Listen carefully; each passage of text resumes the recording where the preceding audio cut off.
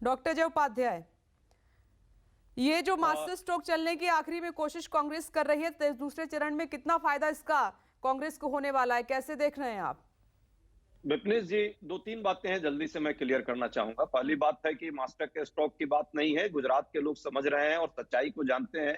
हमारे जो प्रदेश अध्यक्ष हैं जगदीश ठाकुर, वो खुद ही ओबीसी समाज से आते हैं, लेकिन जाति और धर्म से ऊपर हमारी राजनीति वहां के मुद्दों पर है। और मुद्दा क्या है गुजरात में, सबको पता है कि किस तरह 27 साल में वहां के विकास को कहीं ना कहीं रोदने का काम किया गया। जिस विकास की बात प्रधानमंत्री जी कर रहे हैं और भ्रष्टाचार की बात कर रहे हैं, कहा उन्होंने पहला कि डेटा हमने का दाम कम कर दिया है, बहुत अच्छी बात है। आटा का दाम बढ़ा दिया, डेटा का कम कर दिया। सबको पेट में आटा चाहिए, डेटा बाद में जाएगी, जरूरत पड़ेगी। दूसरी बात, भ्रष्टाचार की जो चर्चाएं अभी कर रहे थे प्रधानमंत्री जी, ये रिपोर्ट मेरी नहीं है, सरकार की रिपोर्ट है। 333% जो है भ्रष्टाचार का दर जो है पिछले 3 साल में बढ़ गया है। और भ्रष्टाचार का आलम यह है कि उसका नाम बदलकर अब व्यवहार कर दिया गया है।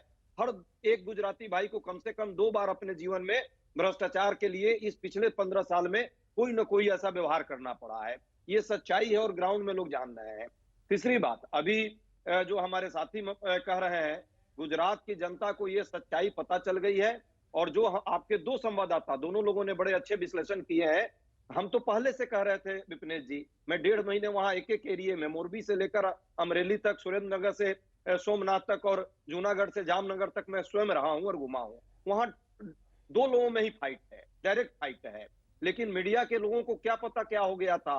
जितने नेशनल मीडिया है सब कहीं ना कहीं उसको ट्रेंगुलर बनाने का, दिखाने का प्रयास कर रहा था और ये किसी न किसी के इशारे पे हो रहा था। ये सच है, ये सच्चाई भी आनी चाहिए लोगों के बीच। अब एक चरण का चुनाव है, अभी भी कुछ लोगों को लग रहा है कि वहां भाजपा की जीत हो गई। अभी इस डिबेट में आ रहा है ये लैंग्वेज, मुझे आश्चर्य लग रहा है। भाई, निष्पक्ष जो लोग हैं, जो पत्रकार हैं, उनका तो कम से कम भाषा क्लियर होना चाहिए। चुनाव के बाद रिजल्ट, जनता के कम से कम बुद्धिमत्ता पर तो आप सवाल मत कीजिए, आने दीजिए रिजल्ट के बाद आप कहिएगा विजय हो गए या हार गए। तो सच ये है कि वहां पे लोगों का प्रश्न है। गुजरात में एक भी स्कूल इन लोगों ने नहीं खोला, उल्टे 6100 स्कूल को बंद किया है।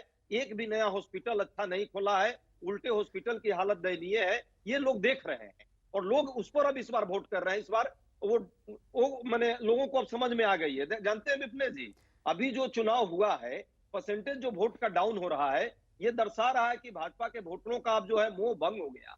नहीं, उनको पता है, जो वो तो बीजेपी अपने फेवर में मान रही है। लोग भी वहां होते तो वोटिंग परसेंटेज का कम होना सरकार के फेवर में मान रही है बीजेपी। नहीं, डॉक्टर जी उपाध्याय जी, मैं एक चीज कर दूं कि न्यूज़ 24 किसी की जीत हार डिक्लेयर नहीं कर रहा है। जो हालात हैं, जो अनुमान है, उसको हम एक्सप्लेन कर रहे हैं। मैं ये पूछ रही थी कि ओबीसी चेहरा इतना बड़ा बीजेपी के पास है, वहां पर कैसे गुजरात में आपकी बात बनेगी? दूसरा, लास्ट 2017 में बीजेपी को नुकसान हुआ पटेल वोट का, तो इस बार हार्दिक पटेल को लेकर वहां भरपाई बीजेपी ने कर ली है। तो कैसे आपकी बात बनेगी कांग्रेस की इन सब के बीच में? एक जातिगत समीकरण आप सेट करने की कोशिश कर रहे हैं। विपनेश जी, हार्दिक पटेल एक व्यक्ति हैं, लेकिन पटेलों का मुद्दा जो है अभी भी वही है। पटेल समाज के साथ जो ज्यादातरी हुई है, उस समाज के साथ जो न्याय होना चाहिए, सीएम भी उनका पटेल है। भूपेंद्र पटेल को ही दोबारा बनाएंगे अगर जीतते हैं तो। भूपेंद्र पटेल, यही तो आश्चर्यजनक है। जो आप चर्चा यहाँ हो रही है कि भूपेंद्र पटेल रिकॉर्ड तोड़ेंगे, तो उन्होंने सब चीज में रिकॉर्ड तोड़ दिया। वहां पे जो है सुरक्षा के नाम पर जो हालात है, प्रतिरोज 9 किसान वहां मौत के मुंह में जा रहे हैं।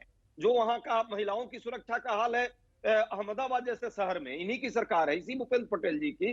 तो ये पटेल एक नाम लगाने से नहीं होगा। पटेलों के जातिगत समीकरण की भी बात आप करेंगे तो उनको मान सम्मान कौन दे रहा है, उनके साथ कौन न्याय कर रहा है? मुद्दे जो है पूरे गुजरात के हैं, उसमें पटेल भी आएंगे यदि गुजरात का ईमानदारी से विकास होगा। एमएसएमई का क्या हाल है, मोरबी में क्या हाल हुआ, शराबबंदी से किस तरह की मौत हो रही है और कोई न्याय नहीं मिल रहा है, ड्रग माफिया किस तरह से पूरे प्रदेश को तबाह करने में जुटे हुए हैं और सरकार को सिर्फ चुनाव और राजनीति इसी से मतलब है, उसे कोई व्यवस्था से मतलब नहीं है। हम लोग सिर्फ स्थानीय मुद्दों पर बात कर रहे हैं, जो जनता से जुड़े मुद्दे हैं।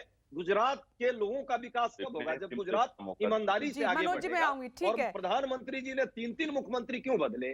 चाइनीज इंजन उन्होंने लगा दिया है प्रधानमंत्री जी ने।